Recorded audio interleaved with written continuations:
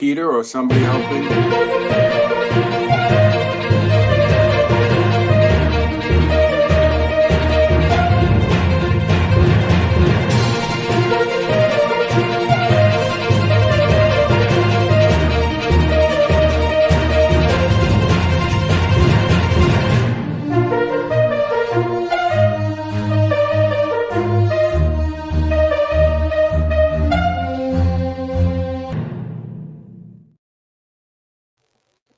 Well, hello, everybody. Sorry we're starting a little bit late tonight.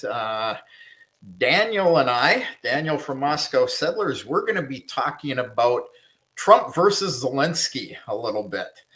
So we've got some interesting stuff going on. We have no producer, so it's just the two of us. If you have questions, put a big, couple of asterisks and a Q in front of it so that we actually see it. And we'll get to them after somewhere. So you guys know I've been trying to keep streams to an hour. We're starting 15 minutes late. Still going to try to keep it to an hour, though. So how you doing tonight, Daniel? I'm good. I noticed StreamYard, did they change their interface or what's... I'm trying to look at the comments. Join the chat. Nope, it's over on the right top box. Oh, he logged himself out. So I guess you guys get me till Daniel comes back. So I'm going to talk a little bit about Trump and Zelensky. This has been escalating all week. There he is. Push the wrong button. Push the wrong button. Push the one that says comments. Yeah, but I don't see. I see chat at the bottom, but I don't see comments on the right. It's so strange. Make your browser a little wider. Hold on. Comments, banners. All right. Well. Okay. Anyway, well, I'm doing well, Kevin. Thank you for inviting me tonight. So what do you think about this whole Trump versus Zelensky thing going on this week? It started out with, gee, I'm going to go to Saudi Arabia, talk to Putin, and a 7-minute call to Zelensky, and it's kind of escalated to name calling from there. Yeah, I I don't know too much about it, but I think I know I saw an interview with Zelensky, and he was telling the journalist that he was saying something about Putin, President Putin, or something about President Trump. Yeah, both of them. Yeah. Yeah, my apologies. I'm not as up to date as Eddie Gonzalez from Moscow Photographer.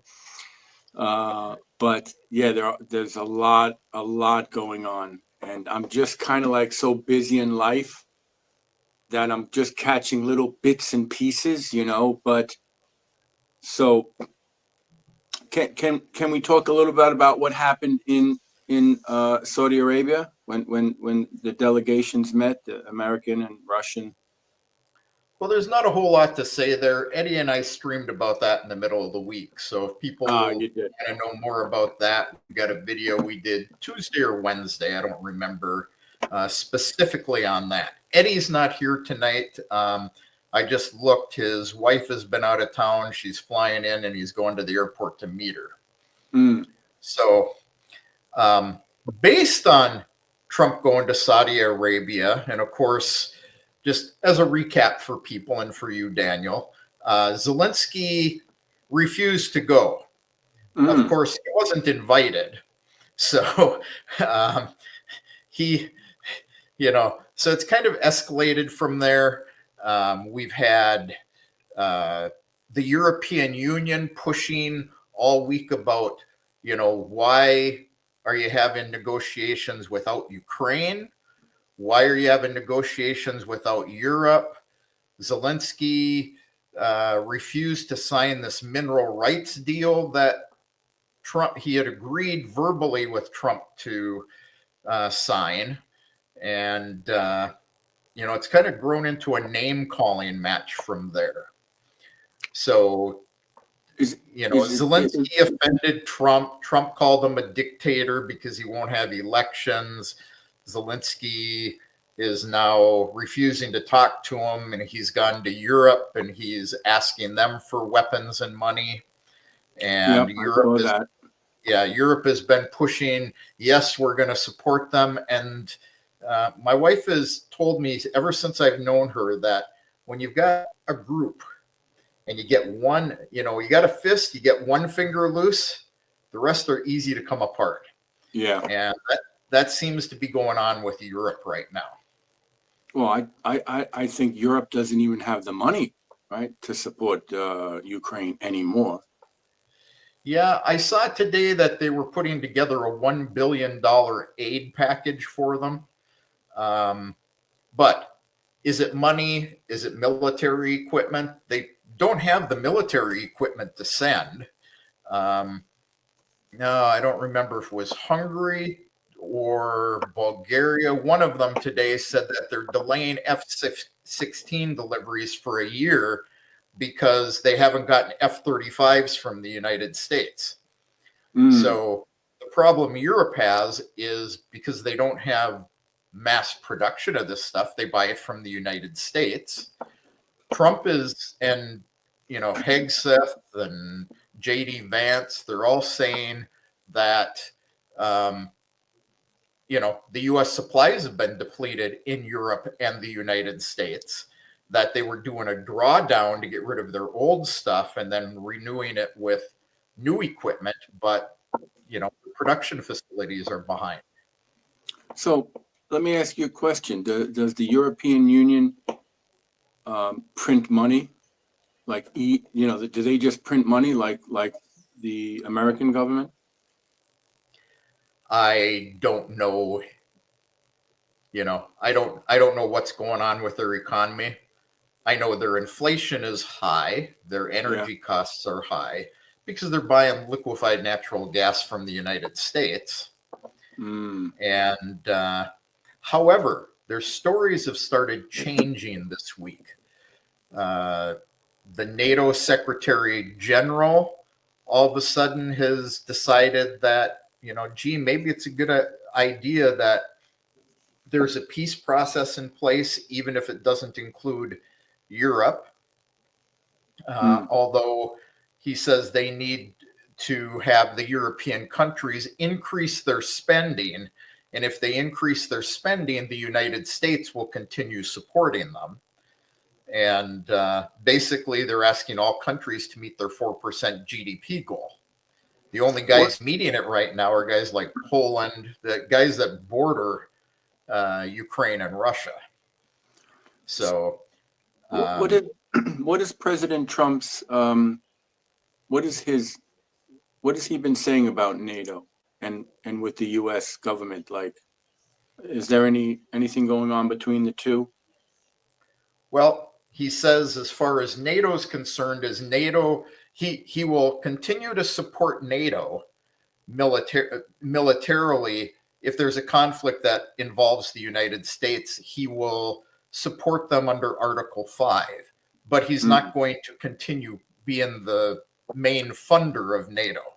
He says everybody has to contribute equally or he won't give them money. And same thing with Europe.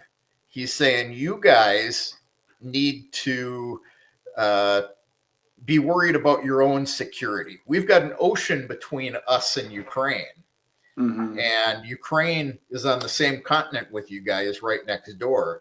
You guys need to step up and have your own security forces, your own military, do your own diplomacy. Right.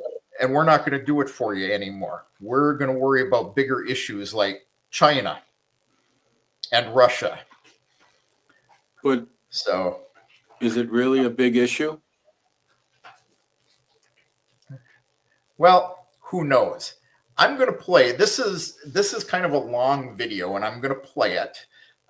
This is actually of Jeffrey Sachs at the European Commission talking to them yesterday. I can listen to this guy all day. Yeah, he actually talks about what you're asking about. And the reason I decided to play this is because this gives a lot of the history. Zelensky's mad because Trump said it's Ukraine's fault that Russia invaded, because he could have settled it within a month of the conflict starting, which is true. And I know a lot of people in the audience, people will listen to this video later, will disagree with that. But Jeffrey Sachs actually explains the situation perfectly. So it's about 10 minutes. It's kind of hacked up because I took an hour and a half interview and took it down to 10 minutes. His voice is a little faster than you're used to because I'm playing it at 1.25 speed. So, but real quick, Kevin, I believe there's a video, an interview with Jeffrey Sachs about him saying actually what's going on in Ukraine, it didn't start in 2014. It's actually started since 1990 or something like that. Well, let's listen to what he has to say. Okay. February 7th, 1991. Hans-Dietrich Genscher and James Baker III spoke with Gorbachev. Genscher gave a press conference afterwards where he explained, NATO will not move eastward. We will not take advantage of the dissolution of the Warsaw Pact. And understand that was in a juridical context, not a casual context. This was the end of World War II being negotiated for German reunification. And an agreement was made that NATO will not move 1 inch eastward. And it was explicit, and it is in countless documents. And just look up National Security Archive of George Washington University, and you can get dozens of documents. It's a website called What Gorbachev Heard About NATO. So, I just... Hold on. Yeah. Documents? I was under the impression it was like handshakes, never, like no documents. Nope, there's documents on it. This is well known. Go out to the archives, like he said, and look for the video or the papers that he said, and you will actually see the documents. Wow.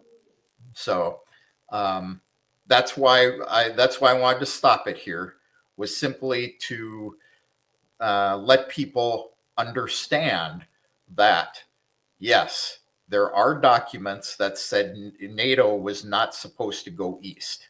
So let's listen to a little more of this. Take a look, because everything you're told by the U.S. is a lie about this.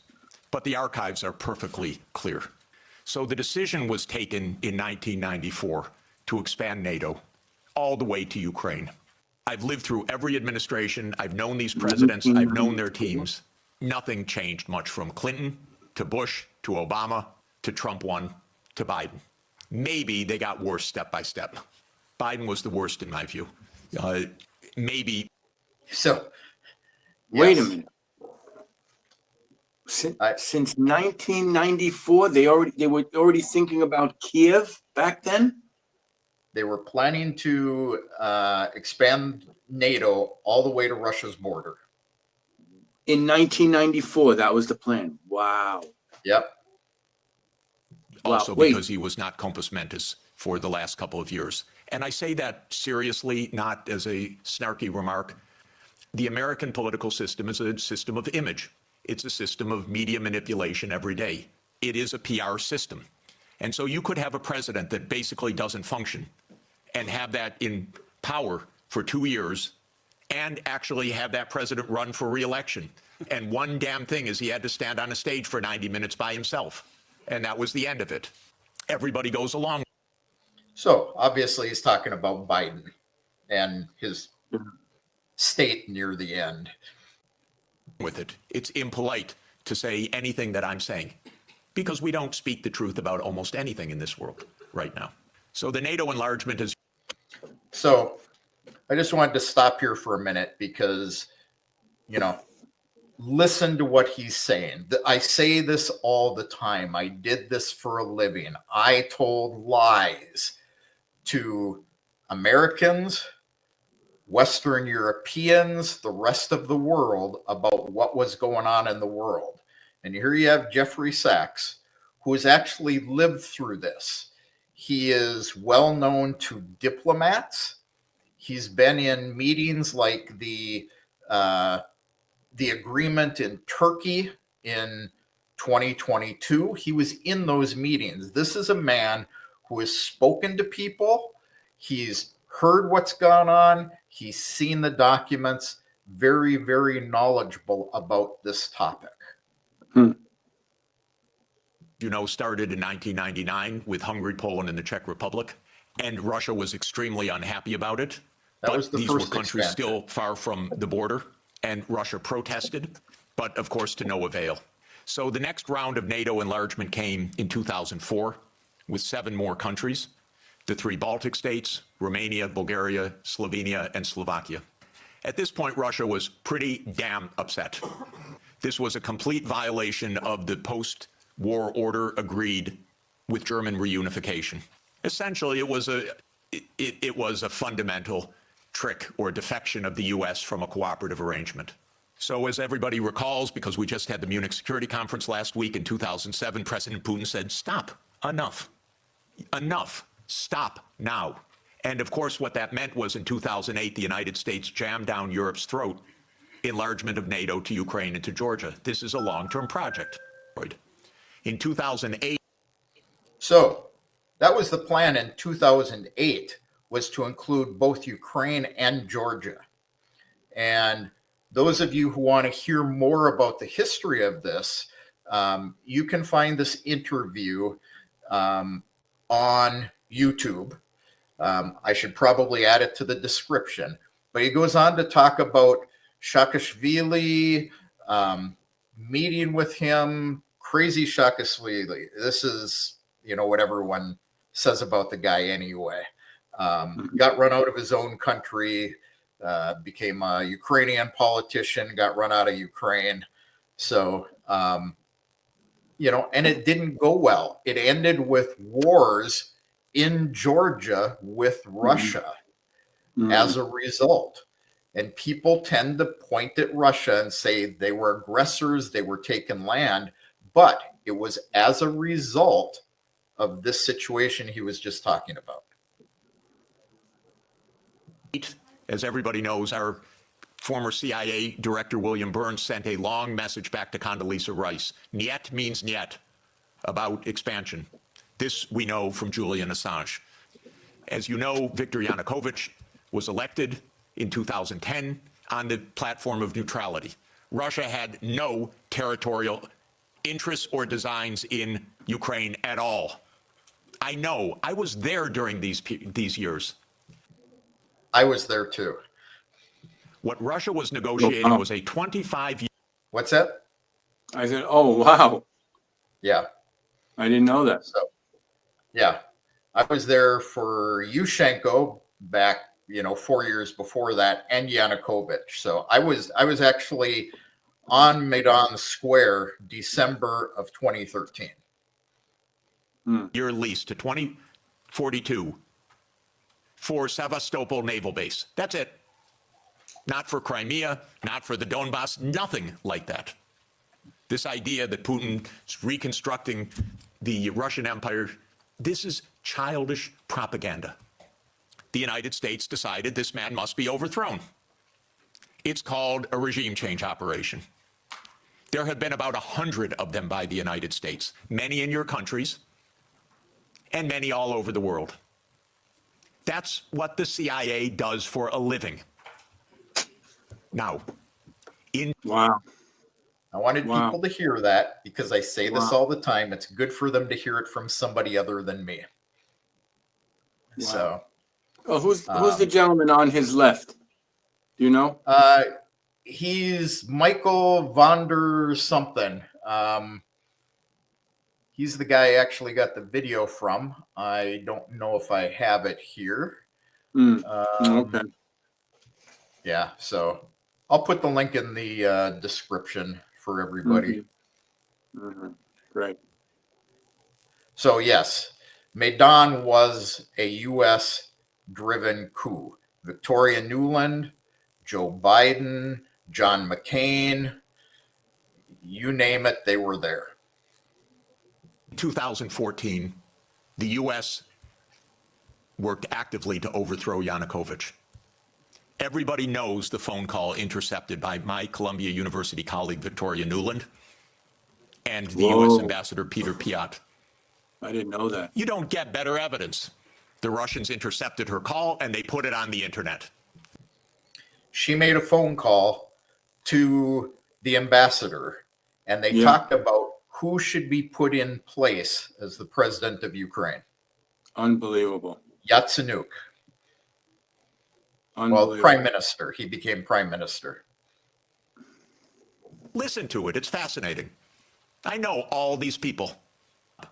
Now, when the Maidan occurred, I was called immediately. Oh, Professor Sachs, the new Ukrainian prime minister would like to see you to talk about the economic crisis. Yatsenyuk. And so I flew to Kiev, and I was walked around the Maidan. And I was told how the U.S. paid the money for all the people around the Maidan. Spontaneous, revolution of dignity. Ladies and gentlemen, please, where do all these media outlets come from? Where does all this organization come from? Where do all these buses come from? Where do all these people called in come from? Are you kidding? This is organized effort. Then came Minsk, and especially Minsk II. It said there should be autonomy for the Russian-speaking regions in the east of Ukraine. It was supported unanimously by the UN Security Council. The United States and Ukraine decided it was not to be enforced. Germany and France, which were the guarantors of the Normandy process, let it go. Trump won. Yeah. So on the Minsk agreements, of course, we know they were never put in place. We've had former Chancellor Angela Merkel saying that it was simply to rearm Ukraine, train them in NATO tactics. So, people need to start putting these little pieces together and applying them to what they've heard in the news and what people like myself, Jeffrey Sachs, Eddie Gonzalez, people who have dealt with these people in these situations are telling them. So Adam, we will address your comment here in a minute. Wait, hold on for 1 sec, Kevin. In the last 50 years, how much money of American taxpayers' money have been funding things like this? This is absolutely ludicrous. This is insane. Billions and billions and billions of dollars. So the project I worked on was funded directly by the Department of Defense through a bidding process. We won a contract for $500 million to create this computerized propaganda system. We got about a third of the way through it, and the funding was running out. Well, magically, we're having meetings with NSA guys, CIA guys, high-level generals at the DoD, and magically, funding appeared. Not official funding, black sleeve funding, they call it. This is money that the CIA appropriates from other programs like USAID and uses it to fund covert operations, government overthrows, programs that they want created. And that paid us for almost 2 years. Wow. I might sound naive, but I always thought the intelligence agencies in a country is there to protect the country and the borders and what's coming in. Like, why are we all around the world spending all this money in these countries? The CIA's job is to protect us from outside sources. So giving $1.5 billion to an automated propaganda system is protecting the United States by allowing it to push its storylines and its propaganda to the rest of the world. Wow. So this is what's gone on in Romania recently, where they overturned the elections as unfair. Wow. You know, I'm in my mid 50s, you know, and I'm always learning, and in life, you know, you always have to learn, right? But it just seems like every day in these last few years, I'm learning like so much. It's mind boggling that this stuff has been going on for so long, unchecked. Like, Kevin, how is this possible? Well, now it's possible because of the swamp, deep state.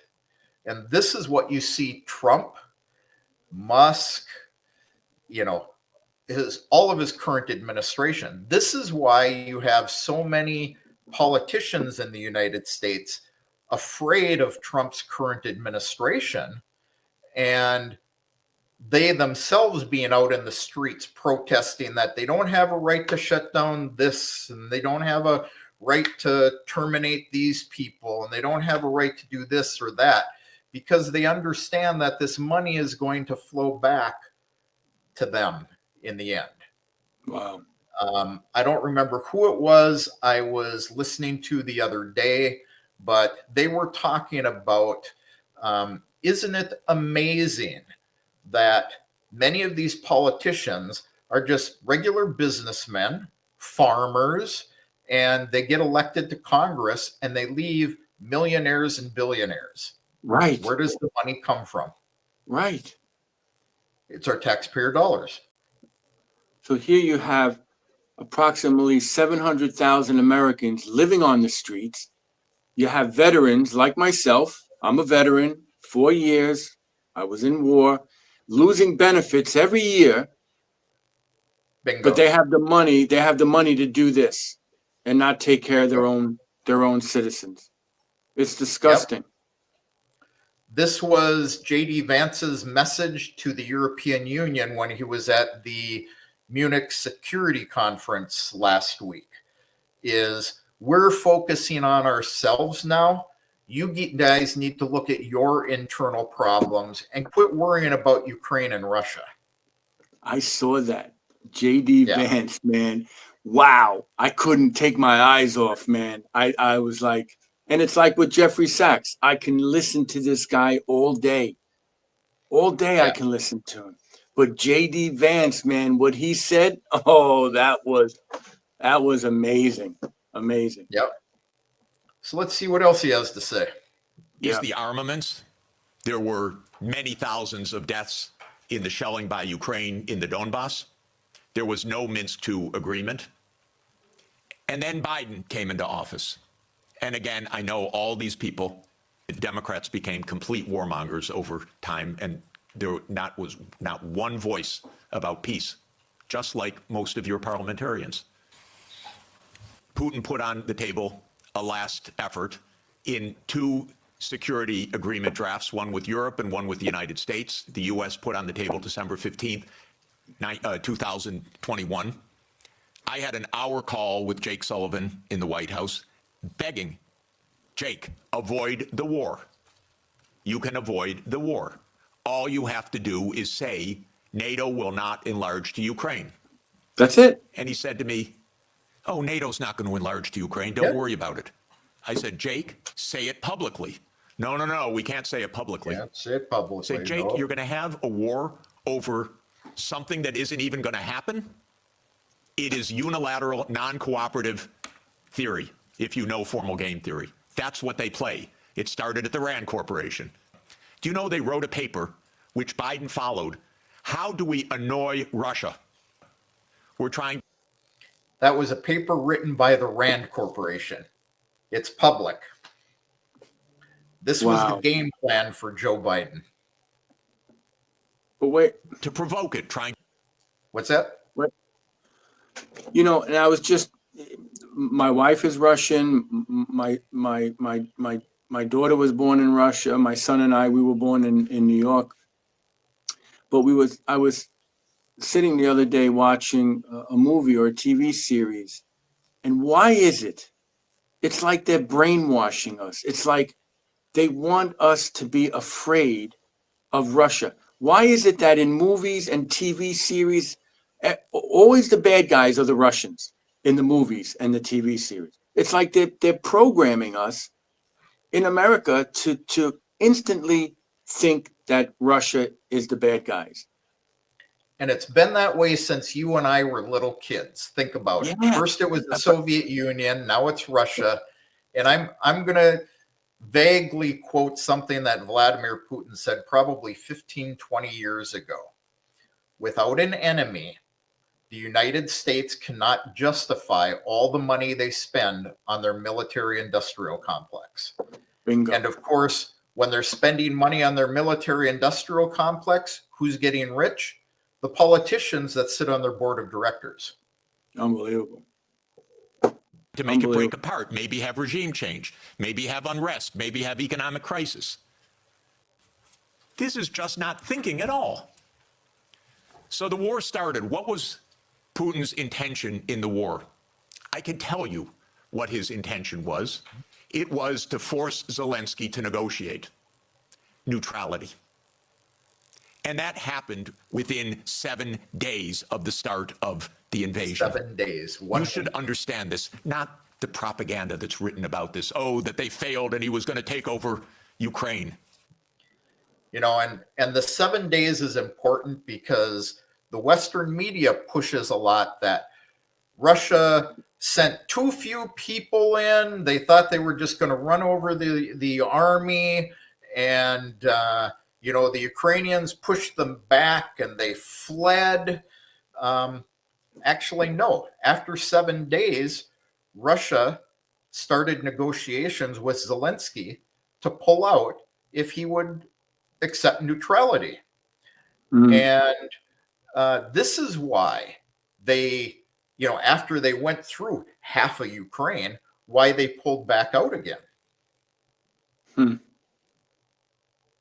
Wow. The idea was to keep NATO, and what is NATO? It's the United States, off of Russia's border.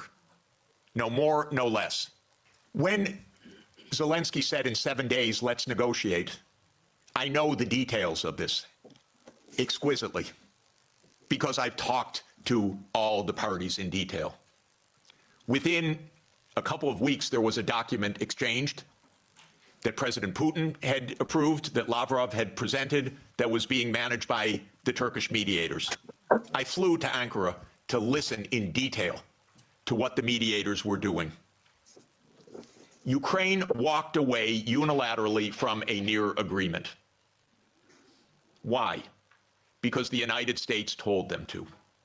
Because the UK added icing to the cake by having Bojo go in early April.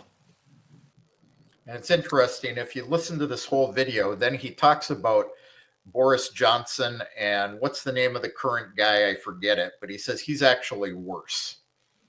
So let me ask you a question. And he's sorry for the European Union if these guys are in charge of their security. What does America have that's so powerful, where they have such power over countries to tell them what to do and what not to do? After World War II, we were the world power. We had the biggest economy. We had control of the dollar system, which everybody operated on. We had power. And none of this is about money. You think about it. These rich guys aren't interested in more money. They got all the money they need. When you've got Musk working for the government for free because he's got so much money, he doesn't know what to do with it. They're out for power. And that's what the United States had. And this is what they're losing. China's economy is now outgrown the United States economy. And as far as military power, Russia is a stronger power than the United States. So Trump and his whole negotiating thing, we'll talk about this a little after Jeffrey Sachs is done. It's really about reobtaining U.S. power. This negotiation thing that's basically what it is. You think it's possible after what the last administration did for the last 4 years? Yeah. Starmer, Keir Starmer, guy from the UK. Big mouth, big shot. We're going to go in. We're going to give them missiles. We're going to give them troops for their security. We'll talk about the security agreement thing too a little bit. To Ukraine and explain. The Americans thought we had the upper hand. We're going to win because we're going to bluff them. They're not really going to fight. They're not really going to mobilize. The nuclear option of cutting them out of SWIFT, that's going to do them in. The economic sanctions, that's going to do them in. The HIMARS, that's going to do them in. The ATACMS, the F-16s. Honestly, I've listened to this for 70 years. They speak nonsense every day. My country, my government. I begged the Ukrainians, and I had a track record with the Ukrainians. I advised the Ukrainians. I'm not anti-Ukrainian, I'm pro-Ukrainian completely. I said, save your lives, save your sovereignty, save your territory, be neutral. Don't listen to the Americans. I repeated to them the famous adage of Henry Kissinger, that to be an enemy of the United States is dangerous, but to be a friend is fatal. So let me now finalize a few words about Trump. Trump does not want the losing hand. This is why it is more likely than not this war will end, because Trump and President Putin will agree to end the war. If Europe does all its great warmongering, it doesn't matter. The war is ending. Please tell your colleagues, it's over. And it's over because Trump doesn't want to carry a loser. It's not some great morality. He doesn't want to carry a loser. This is a loser. The one that will be saved by the negotiations taking place right now is Ukraine. Second is Europe. Your stock market's rising in recent days by the horrible news of negotiations. I tried to reach out to some of the European leaders. Most don't want to hear anything from me at all. But I said, don't go to Kiev. Go to Moscow. Discuss with your counterparts. Are you kidding? You're Europe. You're 450 million people. You're $20 trillion economy. You should be the main economic trading partner of Russia.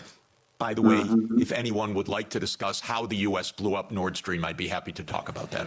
What? Well, I didn't see this. I haven't seen this interview. Oh my, I cannot. Wow.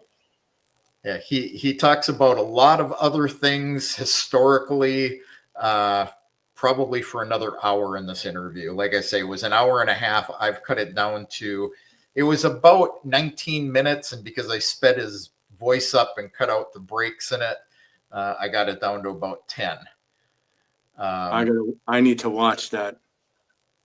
Yeah, let me, I may have it in my other browser here. Let me gander if I've got it or not. I can't believe he just said that. Wow. That boy speaks the truth. Yep. So this was at the European Parliament on the 21st.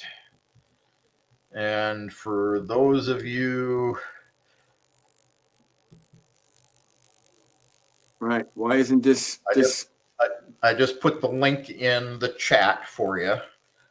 Right, but why isn't this speech? George is right. Why isn't this speech on the mainstream media?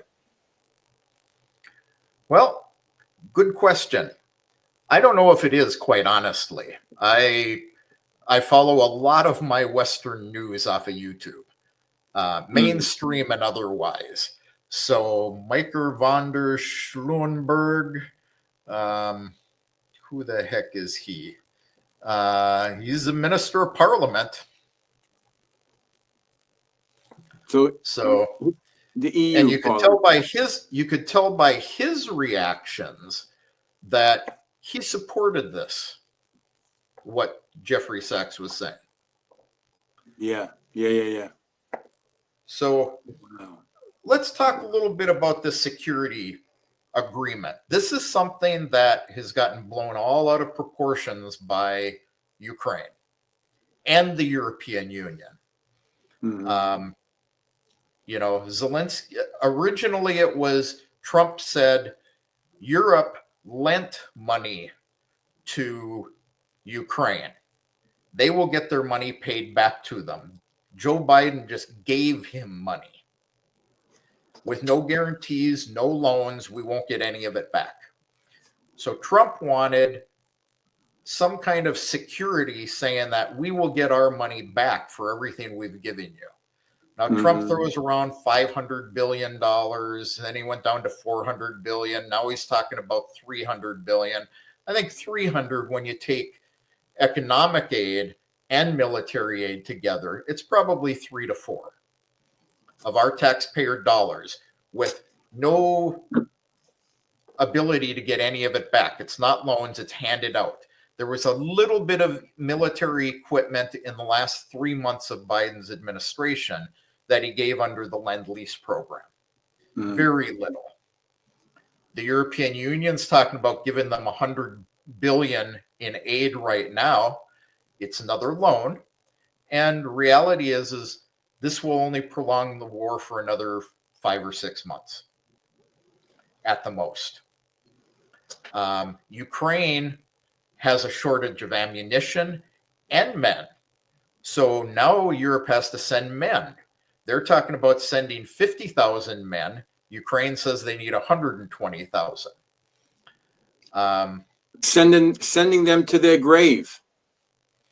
Well, not only sending them to their grave, but if you get like France talking about sending troops to fight, they're now starting a war with Russia, and Article 5 doesn't apply in NATO then. If Russia then attacks Paris or France in general, doesn't fall under Article 5 because they went into a conflict and, started being a bully with the aggressor. Right. So you can see this minister supporting what Sachs is saying. So, you've got these little fingers, the NATO General Secretary, the UN. The United States went into the UN this week and they rejected the package that was being put forward to condemn Russia. They rejected it. Whoa. And they put their own into the UN General Assembly, which hasn't been voted on yet. But it says that they need to respect Russia, the loss of lives. So totally different flavor from the last administration. So the security guarantee thing. Yeah. There was an agreement. Zelensky actually made an agreement to sign it. Trump sent Kellogg to Kiev to get it signed. Zelensky refused to sign it.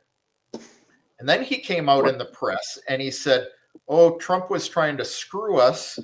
They gave nowhere near $500 billion. Why should we pay him that much money back? And it has no security guarantees in it. Doesn't say they're going to send troops to protect us, give us weapons. So Trump called him an idiot. And I want people to understand. Yeah. Dumb F. Canuck is saying that 300 billions just happens to be how much Russia is frozen. Now, Russia, part of the negotiations, none of this is official yet, but I have heard from guys who have ears on all this stuff that Russia has said that they would allow this 300 billion in assets that's frozen, to be used to rebuild Ukraine, as long as it was also used to rebuild the territories that Russia now holds. So it's got to be used equally across of all of Ukraine as of the 2022 borders. Wow. So they've said, we'll let you take that money and use it to rebuild, but you got to rebuild Donbass too. So do you think that there could be a DMZ at some point in between? Russia will never go for that. Yeah. The problem with the DMZ is then it requires troops to patrol it. Yeah. And of course, Trump wants Europe to patrol it. And you notice this hasn't been mentioned ever since Trump and Putin met. Mm-hmm. He was talking about it a lot before that. Now he hasn't mentioned it at all. Interesting. And because that's a non-starter for Russia. So there's some give and take on both sides in this right now. People are saying they have no right to negotiate themselves. Wow. This is Trump's statements earlier today, last night, their time. He doesn't want Zelensky included because he's not important enough to be at the meetings. Mm. He said this on CBS News. He's not important enough. Yeah. So Treasury Secretary wasted a trip going to Kiev again with this agreement. And this agreement actually is security for Ukraine, if you really look at it. Is what Trump was proposing was that the United States would invest in the mining of these rare earth materials for Ukraine. These are pretty much over by the front line border right now. If Russia goes all the way to the Dnieper River, it all falls in Russia's territory at that point. Mm-hmm. So the United States is going to cut a deal with Ukraine or Russia, one or the other, because they want these rare earth materials. So if Zelensky had signed the agreement, the United States would rebuild these factories, these mines. They would have improved the equipment. They would have put a lot of money into it all to rebuild U.S. taxpayer dollars. And the profits from this would have been split between Ukraine and the United States. And this is where Trump comes up with, I have security that we're getting taxpayer dollars back. Not because he now owns it all, but because the United States was going to develop it, which would then develop Ukraine's economy and also give some money back to the U.S. taxpayers. The security in this for Ukraine is that if there's American factories, American mines, American companies in Ukraine working these facilities, mining all this stuff, then his view is that Russia's not going to attack because obviously the United States is going to protect their people and their assets and their investments. Right. So he did offer them security guarantees. Mm. So this is why Putin called him an idiot and a dictator. So now, Trump also says Putin wants to make a deal, although he doesn't have to, because if he wants, he could take all of Ukraine. These are all true statements. Right. And he said that Zelensky wasn't invited because he's had 3 years to negotiate and hasn't done a good job of it. He calls out the fact that he could have ended it within a month without the loss of life and loss of territory. Wow. Do we know? Do we know how much loss of life we have between the two countries? We won't know for probably years. If you listen to the Russian Ministry of Defense, Ukraine has lost 1 million people. Russia's lost, 150,000. If you listen to Ukraine, the numbers are swapped. If you listen to analysts, you get everything in between. Some of the better analysts that I listen to are estimating we're probably talking about 250 to 300,000, maybe 500 on Russia's side, and close to 1 million on Ukraine's side. Oh, that is so sad. Yeah. And So it here, all- Trump. Yeah. So here, Trump is saying that the war was started because Biden and Zelensky said the wrong things. And this goes back to the Turkey agreement. And here again, he's defending himself on saying it's not Russia's fault. And that's the whole thing Jeffrey Sachs was talking about. So this is why nobody else has been invited.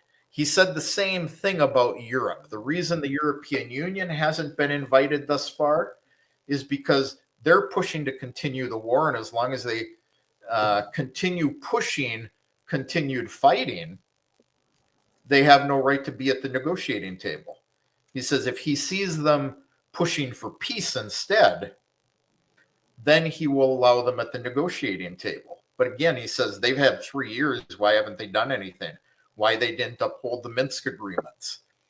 So he's holding carrots out for everybody. And as he's saying these things, and as his diplomats are going out and saying these things, you know, you've got Rubio, Hegseth, J.D. Vance. They're all going out saying the same thing. And you see these European guys starting to peel off that fist a little bit. Zelensky called Duda, President Duda in Poland, to beg for money and equipment. And Duda told him, this was just yesterday, said, to summarize the whole statement, you need to shut up, be quiet, and be nice to Trump. Wow. Yeah. So it looks like, good things are going to happen this year. Yeah. Reality is if nobody else gets involved and Russia and the United States make an agreement on where they're going to stop, where things will stop, there's no stopping it. It's like Jeffrey Sachs said. The United States refuses to fund the European Union anymore and support them, won't give them weapons. Okay, we won't sell you weapons because you're just wasting them, sending them to Ukraine. Yeah. So get your house in order, then come back and talk to me. It'll end maybe not by Easter, but it'll end in 4 or 5 months. Because all the money will be gone, all the equipment will be gone. And Russia's a bit emboldened now that the United States is buddy-buddy with them. What are they doing now? They're filling up the embassies now, right? In both countries? They're reopening the embassies. They are assigning ambassadors to both embassies now. The Russian military is actually moving through Ukraine pretty darn quickly over the last few days. Wow. And what's going on with U.S. aid? USAID? Yeah, USAID. Oh, my Lord. Yeah. Well, there's all your NGO funding, your Black Sleeve CIA funding, and they've been shut down. Now they've been taken to court, but of course Trump is fighting them in court. So they're saying there's Democratic congressmen who, again, I believe are afraid that the money will be traced back to them, who are saying he has no right to close USAID down. It requires congressional approval. Reality is it doesn't. In 1962, John F. Kennedy created it by executive order. That means Trump can dissolve it by executive order. Wow. Some interesting times. You know, it's so much is going on. Yeah. Like Isn't it you said, crazy? you can have a live every day and have something to talk about. We could. So Wow. actually, I'm going to upload one more picture here, I think, because I just want people to remember what's really at stake here. It'll take me Mary a Grace. second to get this over to my computer. Mary Grace says 2 million. 2 million people. Oof.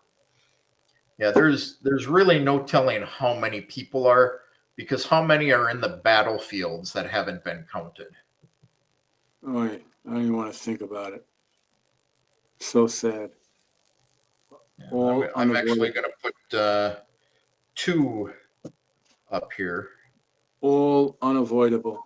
I mean, how do some of these people sleep at night? I don't know. It's Yeah, pure well, evil. Pure they evil. get rich somehow. Pure evil, Kevin.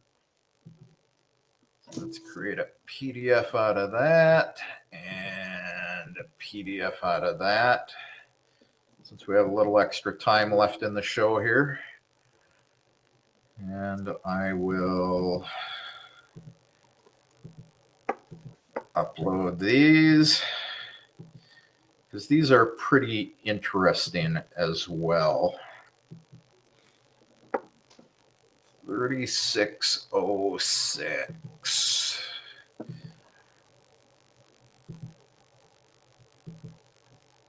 Yeah. So this is purported to be,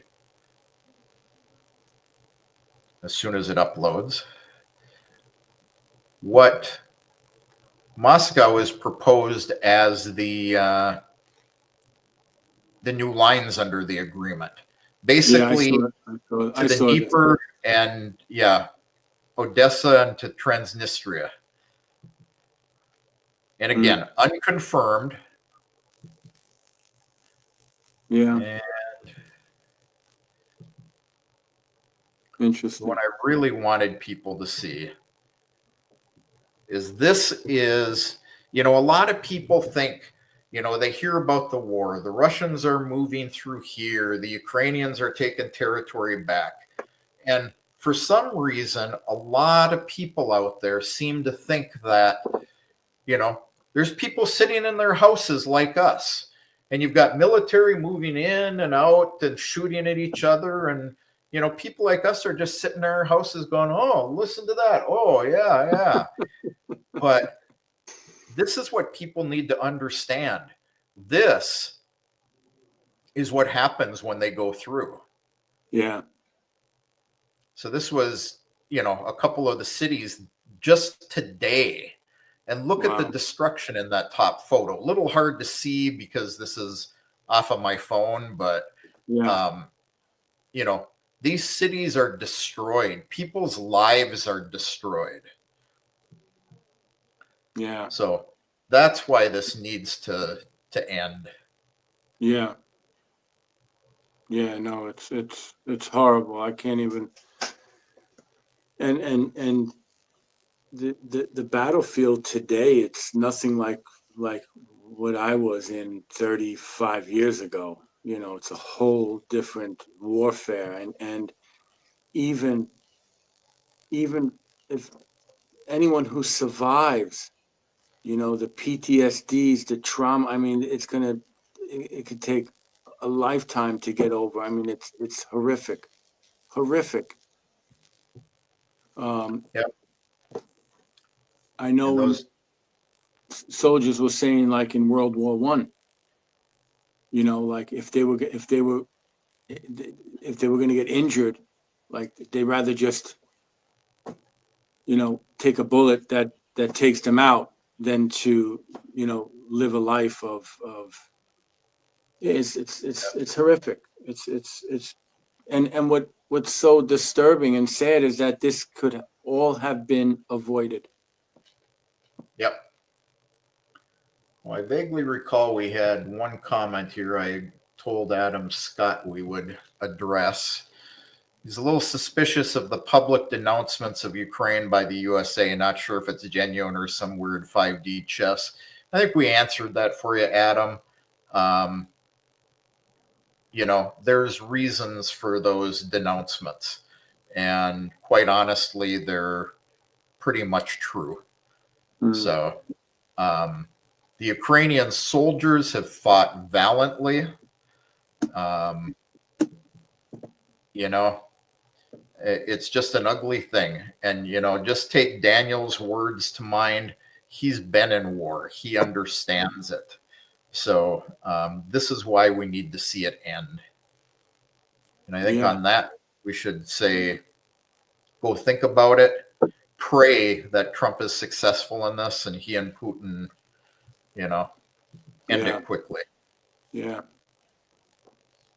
God willing. Yeah. All right. So everybody, thanks for coming. Daniel, thanks for joining us. Thanks for having me. Thanks for your input. Always glad to have it. See y'all later. Yep. Bye. С чего начинается Родина?